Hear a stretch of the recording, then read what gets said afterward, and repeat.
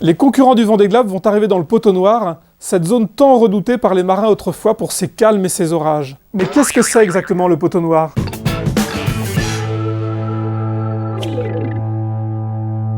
Ce n'est pas un poteau noir que l'on a planté au milieu de l'Atlantique.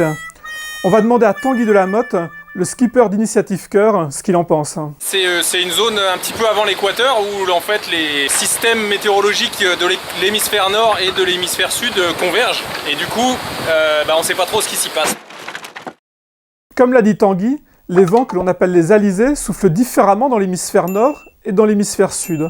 Dans l'hémisphère nord, les alizés soufflent du nord-est. Dans l'hémisphère sud, les alizés soufflent du sud-est. Le Poteau Noir se situe donc à la zone de rencontre de ces deux systèmes d'alizés. Son nom scientifique, c'est la zone de convergence intertropicale. Il est situé juste au nord de l'équateur et sa position peut varier en fonction de la position des anticyclones et puis de la saison également. Que se passe-t-il sous le Poteau Noir ?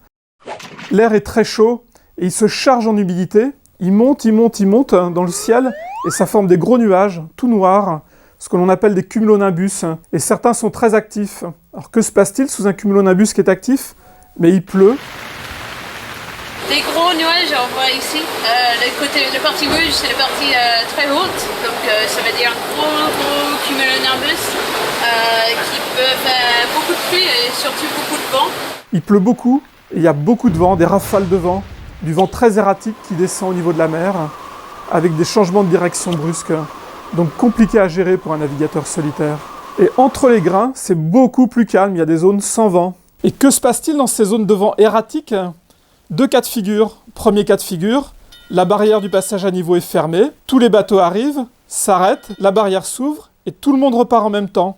Les retardataires sont chanceux. Deuxième cas de figure, la barrière est ouverte, le premier concurrent passe, la barrière se referme avec les calmes et les retardataires perdent encore plus de terrain. Difficile de savoir aujourd'hui qui sera chanceux ou malchanceux, on en saura plus la semaine prochaine. Si vous avez aimé cette rubrique, retrouvez-nous chaque semaine pour découvrir toutes les subtilités de la météo sur le parcours du Vendée Globe. À la semaine prochaine!